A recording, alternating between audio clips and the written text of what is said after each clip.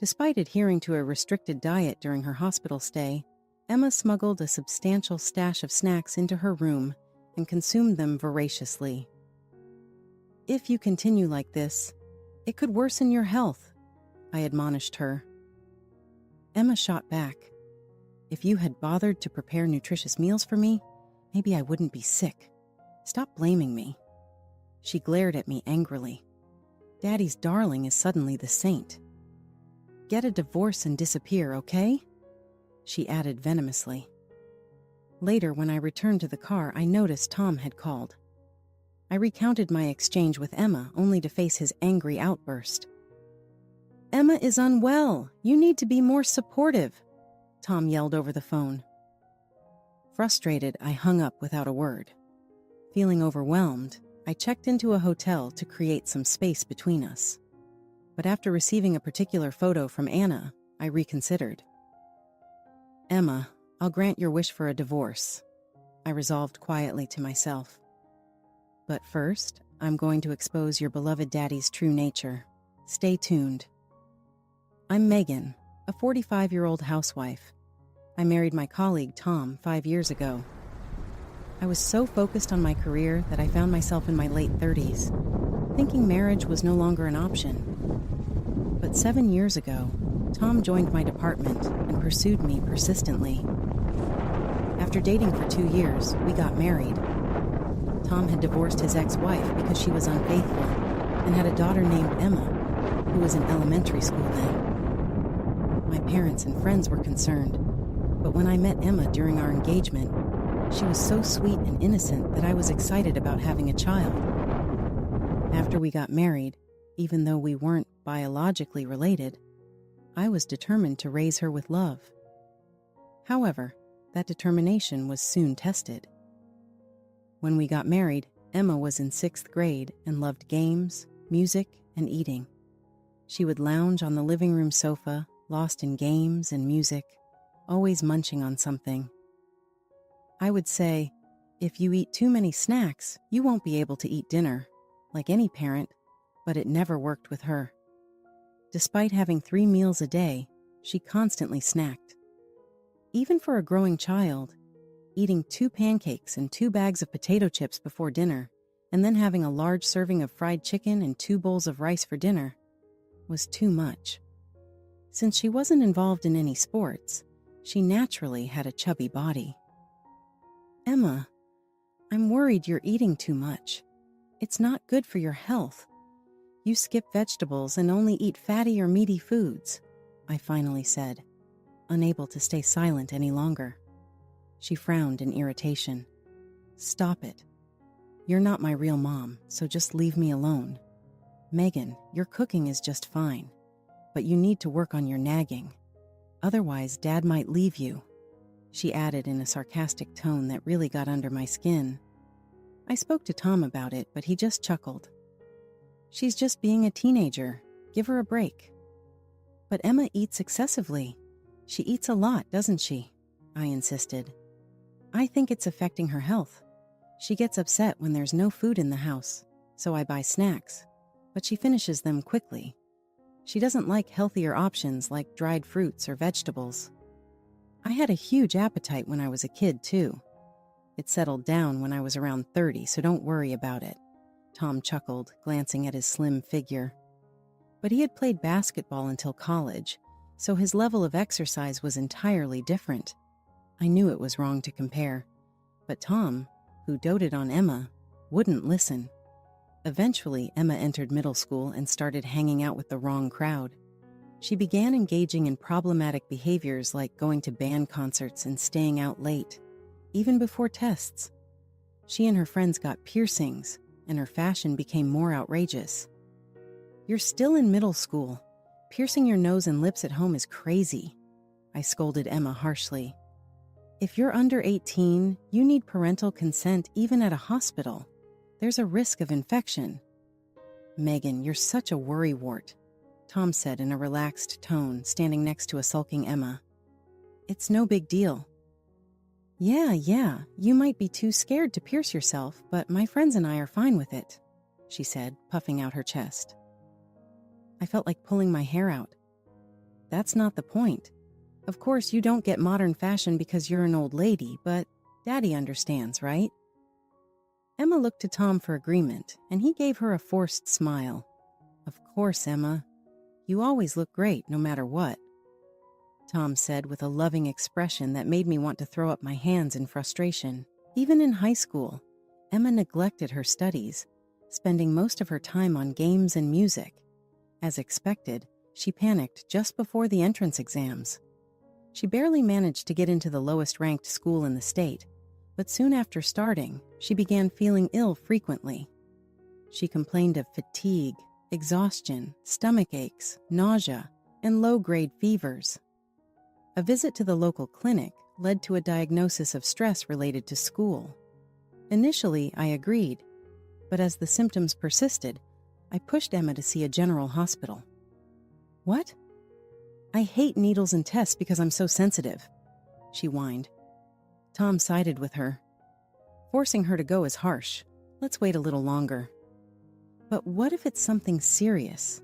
Tom, we are at work during the day. What if she collapses? I asked, concerned. Emma responded casually. Then you should quit your job.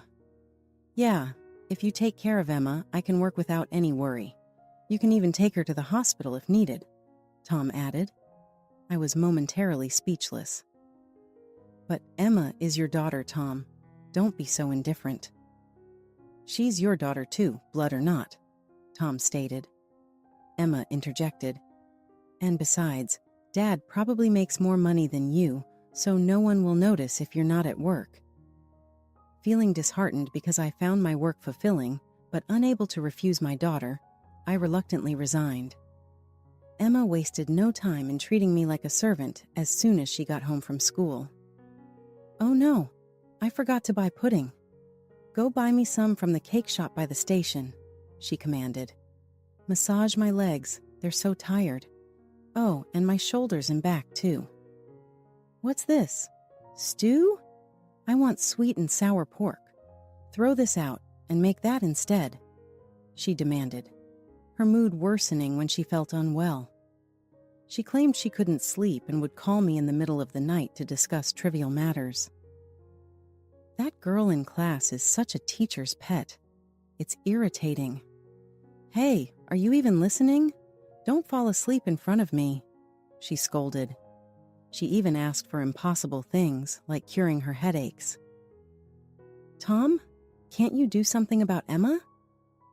Exhausted from lack of sleep and emotional strain, I pleaded with him. I understand she wants someone to talk to her when she's sick, but this is getting too much. I can't handle it anymore, I admitted. Tom furrowed his brow and sighed. But you're Emma's mother now, so you need to manage it. Plus, kids' tantrums are cute, aren't they? He replied. Why don't you take over on weekends? I suggested, so I could at least have some peace even just on the weekends. Tom shrugged helplessly. I work to support us too, can't you see that? You should try to meet our daughter's requests with a smile. Can't you come home a bit earlier? I pleaded urgently. You've been working a lot of overtime lately, with many weekends and overnight trips. Can't you spend more time with Emma? I asked desperately. No way, I'm swamped. Emma is your responsibility, Tom replied, deflecting responsibility for our daughter onto me and showing little interest in getting involved himself. My trust in him waned as Emma's condition persisted for over a year. A co-worker suggested it might be a liver issue. We really should get her checked out properly at the hospital, I insisted repeatedly, but Tom always refused. However, a single comment from a coworker made him change his mind instantly. I was frustrated, but I went along with them. After a thorough examination, Mia was diagnosed with cirrhosis. She has jaundice and ascites. It's grade B right now. It's not immediately life-threatening, but it's quite severe, the doctor explained. Why did we wait so long? I asked, feeling a mix of frustration and concern. We're sorry. Both Tom and Emma, usually carefree, hung their heads in shame. It seems the cirrhosis resulted from hepatitis C. Do you have any idea how this might have happened? For instance, Did you pierce your ears yourself and share the equipment without proper sterilization? The doctor asked Emma. Oh, she gasped. I think so, she muttered, realizing the consequences of her actions. Her face was down as she bit her lip. Will she need surgery? Tom asked anxiously. The doctor replied calmly. First, she needs to be hospitalized for nutritional and exercise guidance. However, if this continues, it could progress to liver cancer. A liver transplant would be the best option once her condition stabilizes. Understood, I replied, feeling the weight of the situation. After seeing Emma off to her hospital room with a nurse, Tom and I went home to prepare for her stay. During the drive, Tom suggested, "Let's register for a living donor liver transplant. Waiting for a donor might worsen Emma's condition." "Yes, you're right," I agreed. "Then I'm counting on you too, Megan," Tom said, glancing at me. "You'll register as well, won't you?" I asked him. "No way. I can't handle pain," Tom replied, surprising me. "They say donors can have complications like bowel obstruction or ulcers.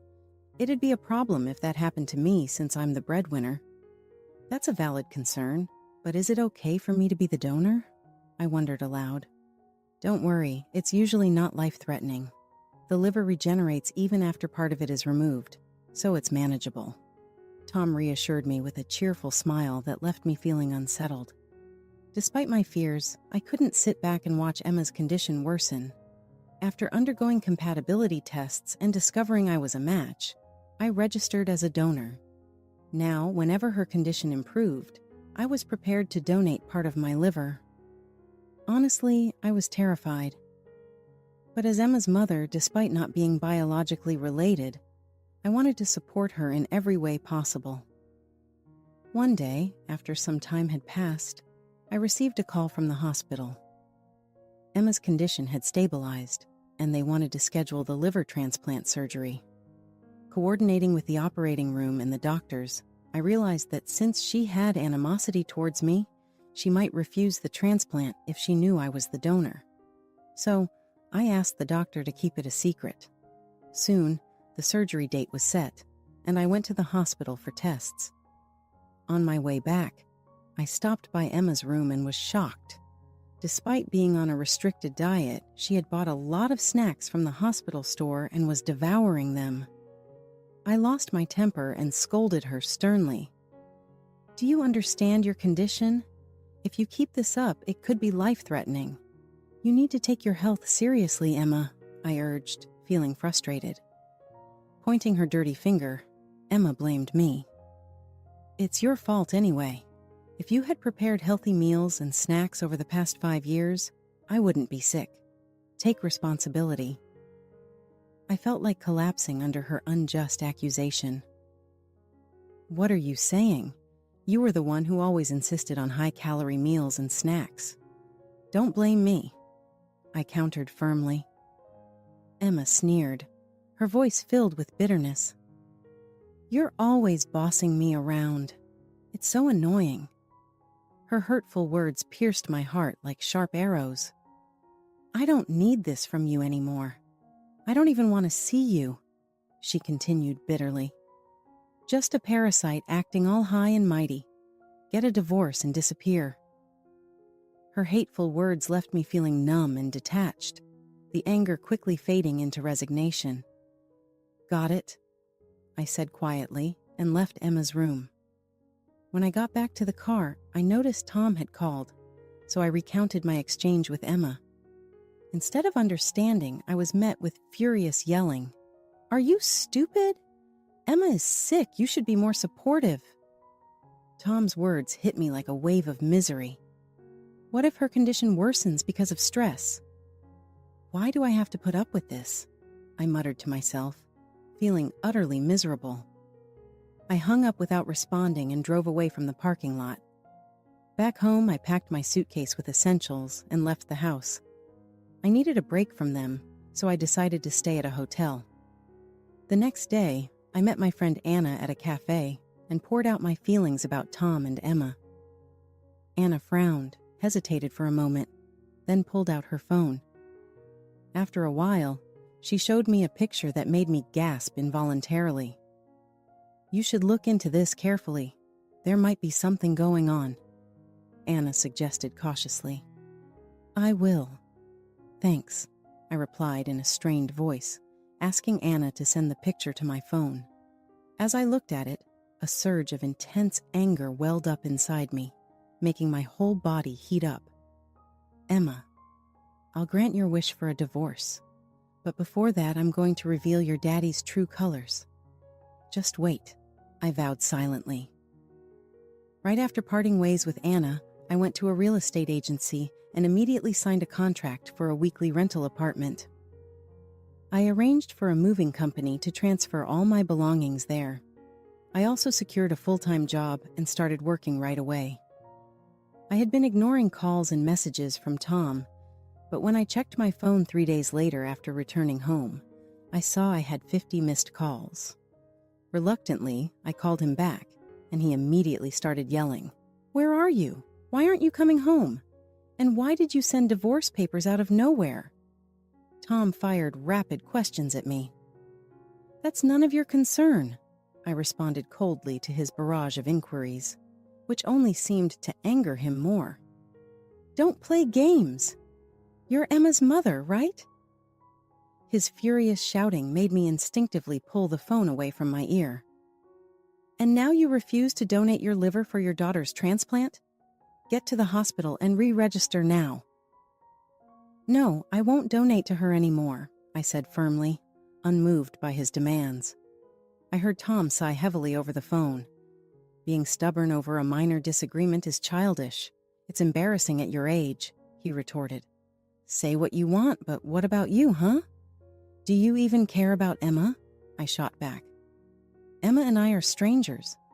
I've never thought of her as my own since we got married." I seized the opportunity to speak my mind.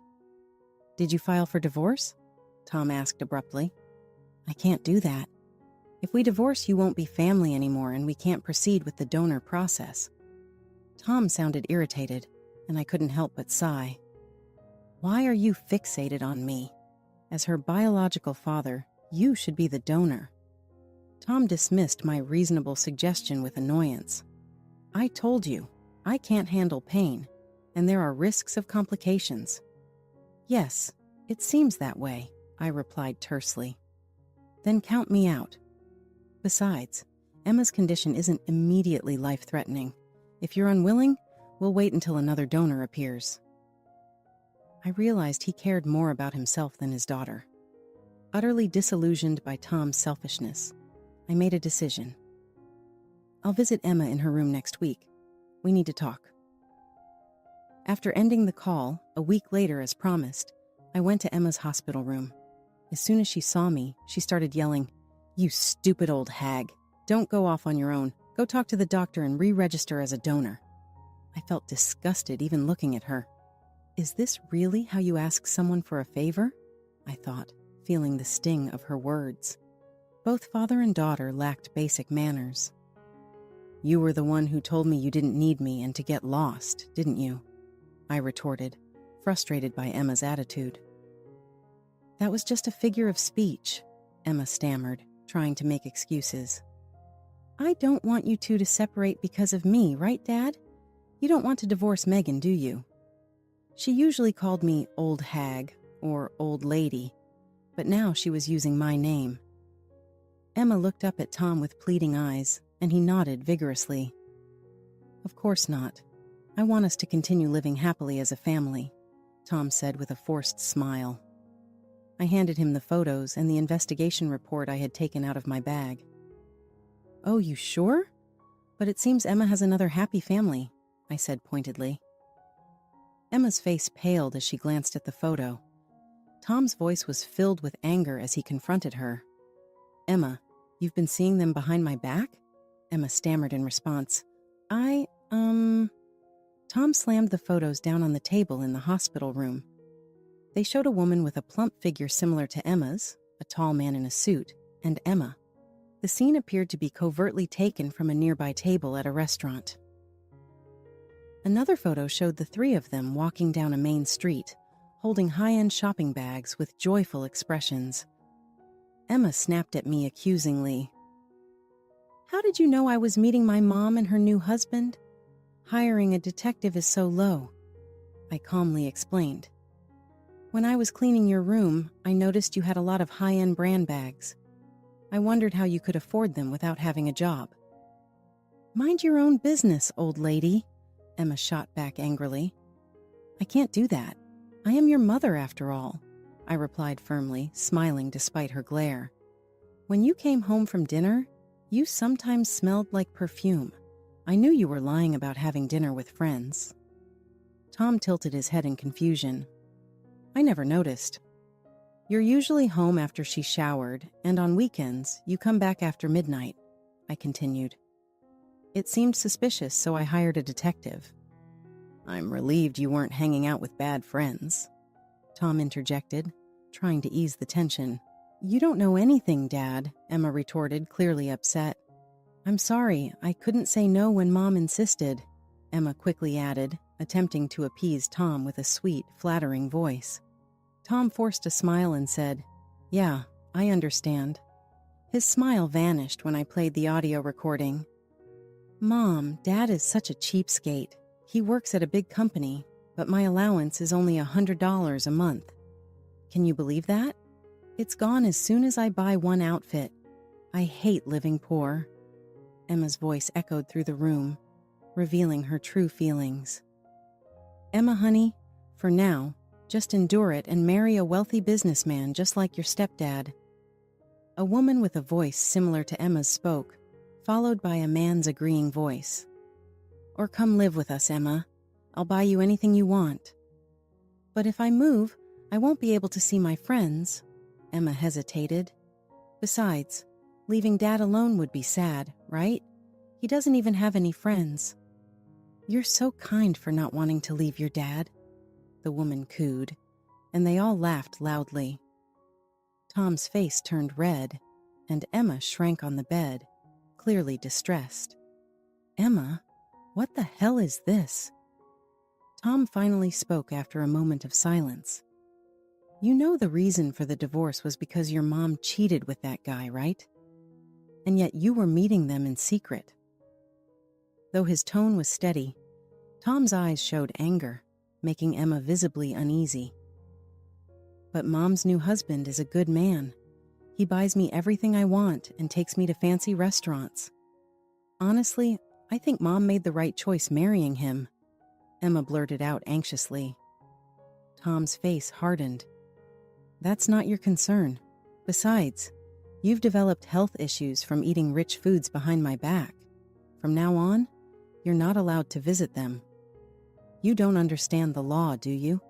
Even if you're divorced, children have the right to see their parents, Emma retorted defiantly.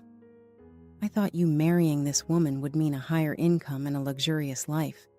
But all I get is a small allowance, no dinners out, and nagging. There's no point in being at home, Emma muttered bitterly. So that's what you were thinking when you were flattering me during our engagement. One mystery solved, I said with a sense of clarity, letting out a faint smile. Next to me, Tom wore a smug expression as he turned to Emma. Listen, I work hard, sweating and stressing to support you. Do you think I enjoy working overtime and going on business trips? Tom reasoned with Emma, his voice tinged with frustration. But Dad, I'm saving money for your future. Isn't that more important than luxury right now? Emma countered. I glanced at Tom's profile intently. When he asked what was on my mind, looking puzzled, I smiled. The other day, I had a chat with your boss. You know, I used to work in the same department as you, so we're acquainted. Yeah, so what? Tom replied, starting to look nervous, while Emma listened intently now.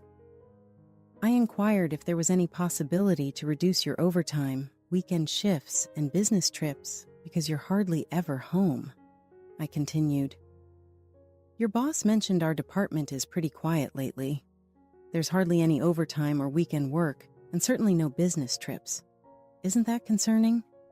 With that, I tapped my phone screen to display some images and placed several photos and an investigation report from my bag next to Emma.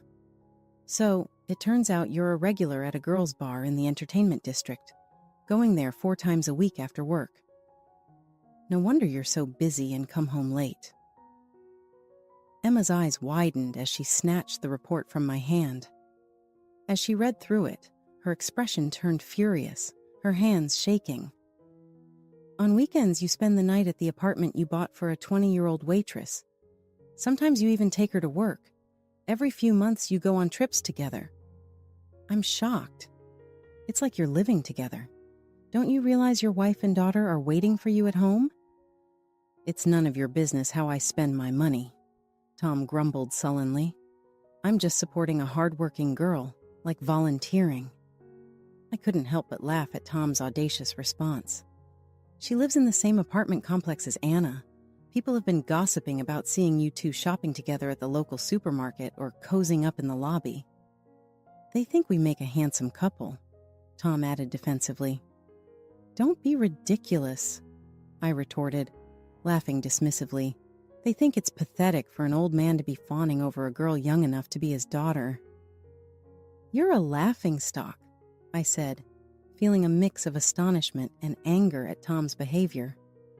His eyes narrowed sharply in response. Don't call it an affair. I truly love her, Tom retorted defiantly, his expression firm. Emma contorted her face in disgust. Are you serious, Dad? Falling for a girl my age? What is wrong with you? Shut up. I can love whoever I want, Tom snapped back passionately. She said she wants to marry me after she graduates. Be happy, Emma. You'll have a young and beautiful stepmom. Emma sighed deeply, looking distressed. Dad, don't you realize?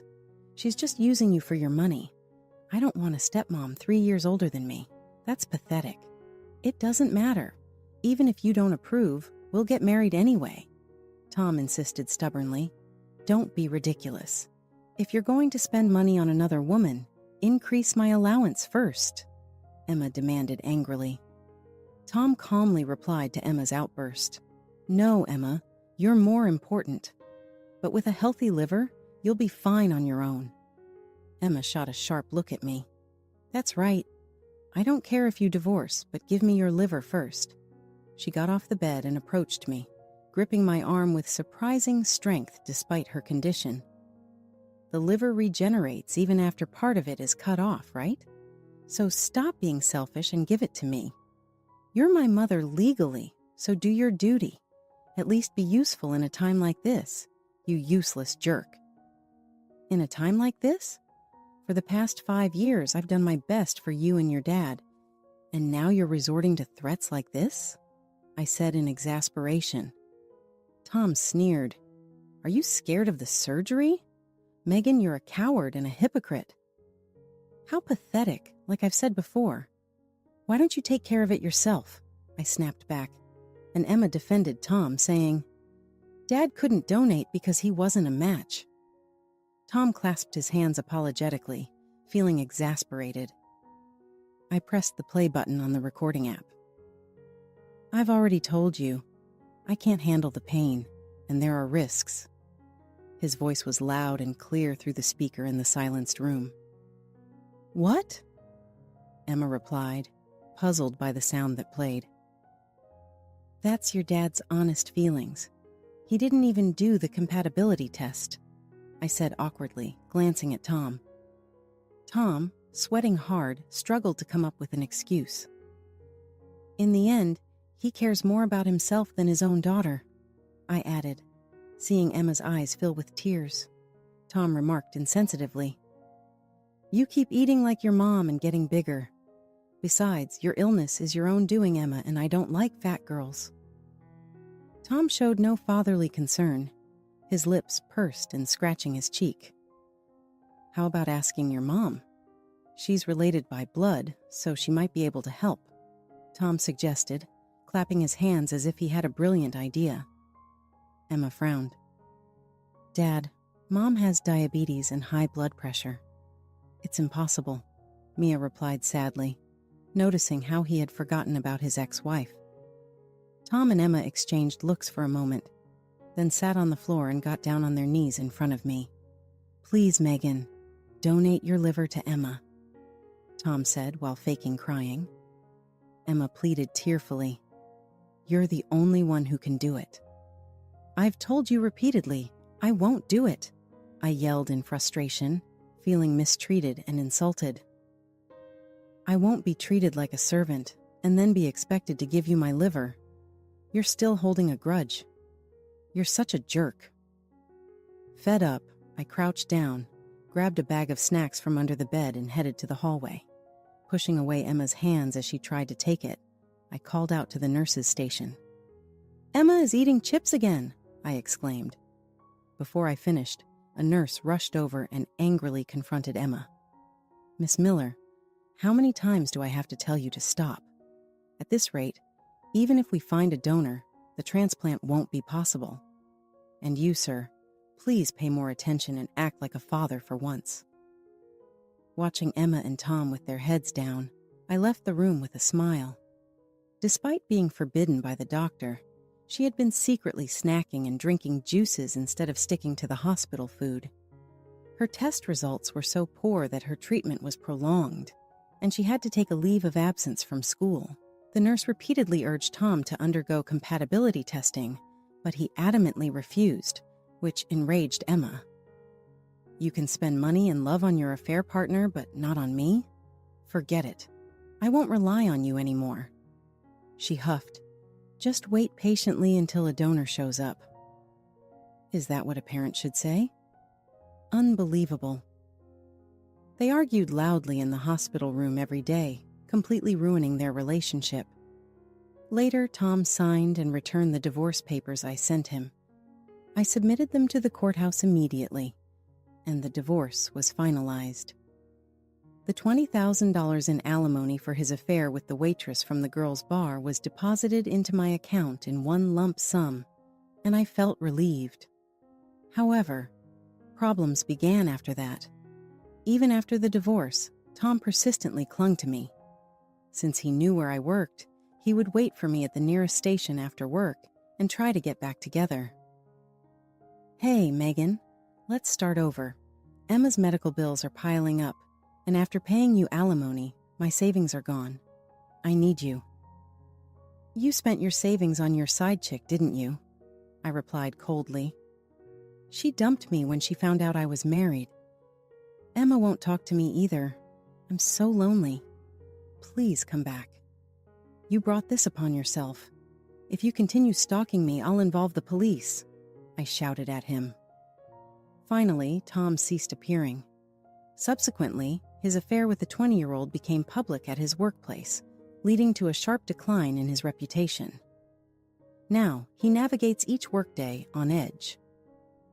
When Emma informed her mother about her hospitalization, she boasted about all the wrongs she had done to me and bitterly complained about my cancellation of the donor registration.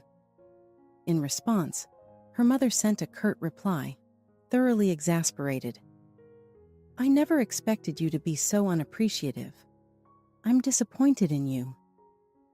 I once considered reconciliation, but let's forget it. "Take care of your dad." Emma read and burst into tears, causing disruptions with the nurses. She's now known as the ward's biggest troublemaker. Since I canceled my donor registration, no new donor has come forward.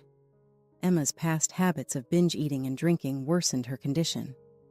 Although she eventually started following a diet, it was too late. Doctors now warn her that she could develop liver cancer at any moment. She spends her days in the hospital crying and living in fear. Over the past 5 years, I've come to a profound realization. No matter how hard you try, some people will never appreciate your efforts. Despite the hardships, I also had positive experiences. A colleague who supported me during tough times became someone special, and after dating, we got remarried. At our intimate celebration, Anna and my parents met my new husband, appreciated his kind and sincere nature, visibly feeling relieved. I am determined to build a happy family with this wonderful man this time around.